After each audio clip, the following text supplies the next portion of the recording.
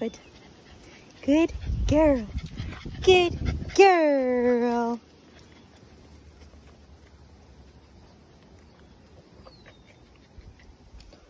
Super light. Good. Good. Look at the end of the leash.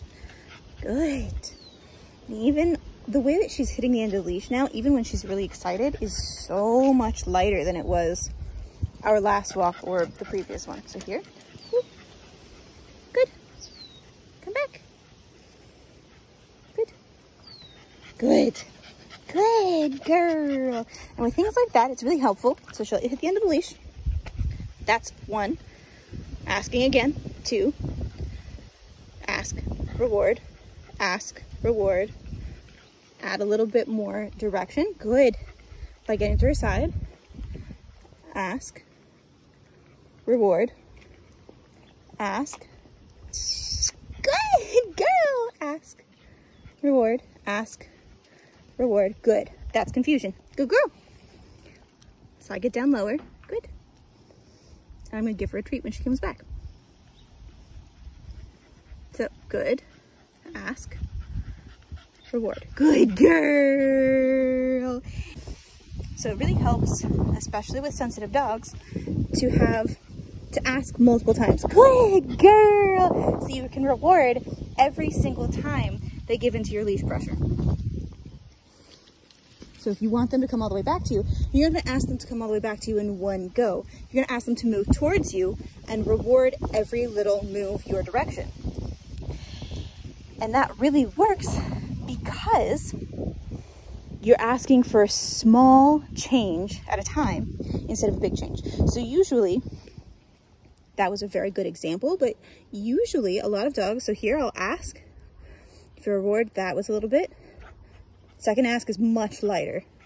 Third ask, depending on the distraction, is typically even lighter, and they'll give you even more when they do yield and respond to you. So here, still holding. Good. Pressure. Good. Pressure. Reward. Good girl. She's not paying attention to me yet, which is fine. I don't require, good. I don't require perfect engagement right now. We're just working on her understanding of this leash pressure. Right. She wants to sniff. That's fine. We'll have a nice little sniffing walk. We're not going to do a whole lot. We were just tossing treats for about, I don't know, 10 minutes or so. And she was sprinting for them. So she is a little bit physically tired.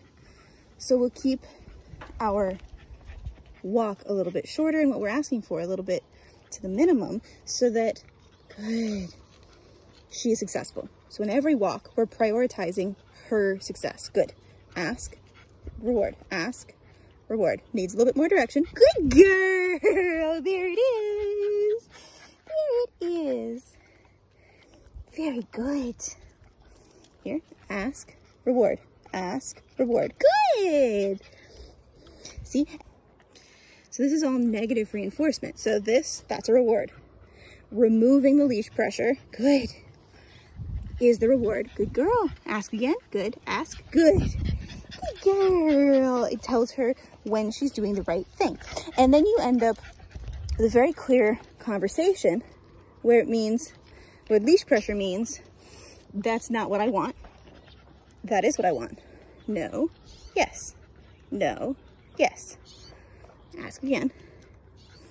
Or, and maybe instead of no, it just means I'm asking you for something. So it's like you turn leash pressure into communication. You give it meaning. So your dog can pull on the leash a little bit if they're really excited, or if they have to go potty, or if they want to go sniff something, they can add their own tiny little bit of leash pressure to say, can I go do that thing? Right? So the conversation goes both directions. The requests can go both directions. So it's less, you can never pull on my leash, and more, when there is leash tension, we're good. We're having an active conversation, right? It's not something you ignore. It's not something I ignore. It's a way that we communicate with each other. Good girl. So if she wants to, you tangled yourself again. Come here. Good girl.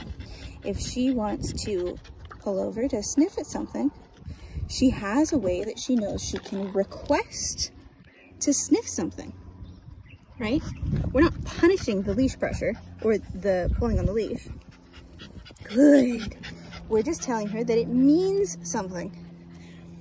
And what you'll end up with is a dog that stops trying to drag like this, and one that's more a gentle kind of veering off to the side when they want to sniff something. Come back. Good. Good. Good girl. So we're doing it again. Whoop. Get to the side. Good. Side. Good. Good girl. Okay. Good. All right, heading back on our walk now. Shorter leash, same conversation. Good. Good. And I wait until we're heading back because she's already slowing down, relaxing a little bit. And if I need to, if she needs to decompress, I can always let the leash out, let her have the full thing again, and she can go and sniff and decompress.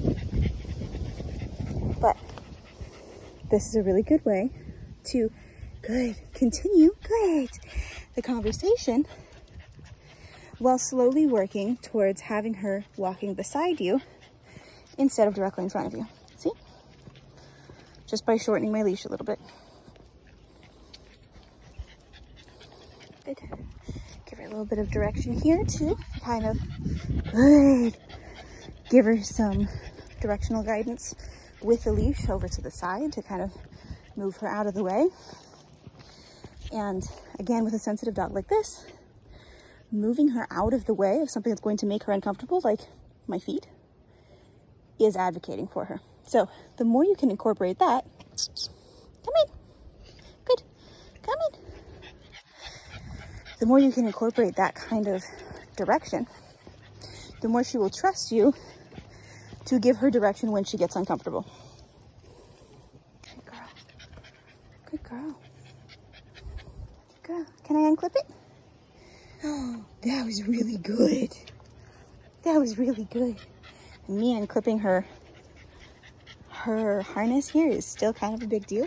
I did manage to get it last time because I let her climb right into my treat pouch. Perfect.